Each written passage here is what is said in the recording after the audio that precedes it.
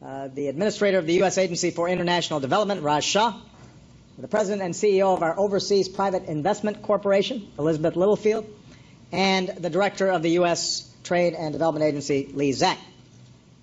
Prime Minister Modi, I want to thank you again, both for your invitation to join you on this incredible Republic Day and the wonderful hospitality that you've shown me over the past 2 days. Today's ceremonies and parade were truly spectacular. It was a moving tribute to India's founding, its democracy, its progress. And after all those hours in the reviewing stand together, I figured that the Prime Minister might be tired of me by now, but what's another speech between friends?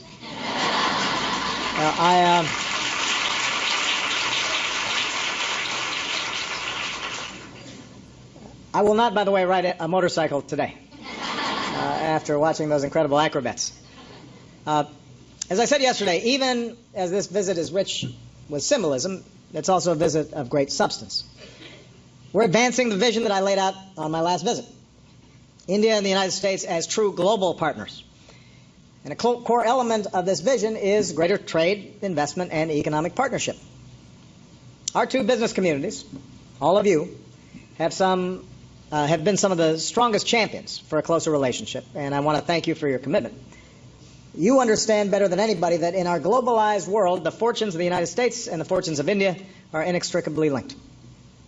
We can grow and we can prosper together and establish a set of global norms in terms of how business is done that will benefit not just our two countries, but people around the world.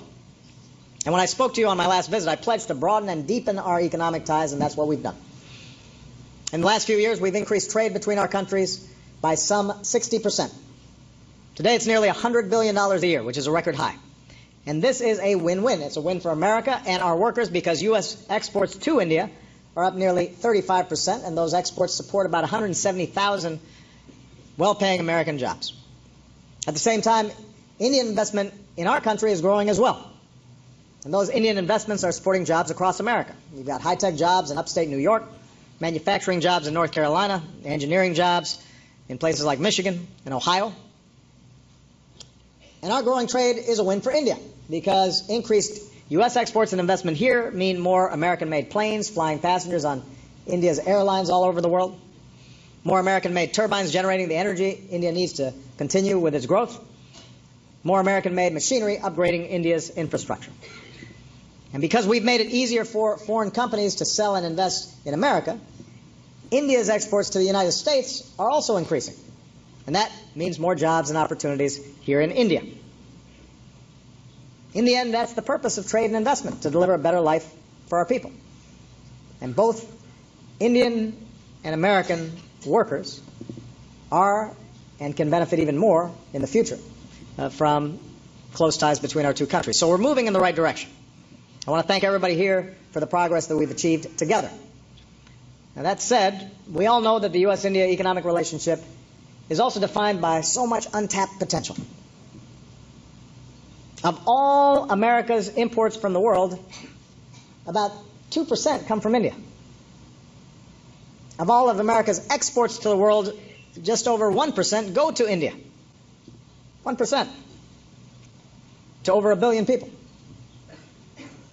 We do about $100 billion a year in trade with India, which is a great improvement since I took office, but we do about $560 billion a year with China. And that gives you some sense of the potential both for the kind of growth that India might unleash and the potential for greater trade between our two countries. So I think everybody here will agree. We've got to do better. I know Prime Minister Modi agrees, and he just shared his expansive vision on this issue with you. As we announced yesterday, we've taken a number of concrete steps forward on this visit. New breakthroughs will help us overcome some key issues and move us toward fully implementing our civil nuclear agreement. We've taken another big step forward in our defense cooperation with a new technology and trade initiative so that Indian and American companies can jointly develop and produce new defense technologies. We've agreed to resume discussions that would move us toward a bilateral investment treaty that would facilitate Indian businesses making more investments in the United States and U.S. businesses making more investments here in India. And we've agreed to step up our efforts with a new high-level U.S.-India strategic and commercial dialogue to make sure we're taking concrete steps that build on our progress so that when two leaders share a vision and make agreements, we know that our agencies, our bureaucracies, will follow through aggressively, and we can hold them accountable.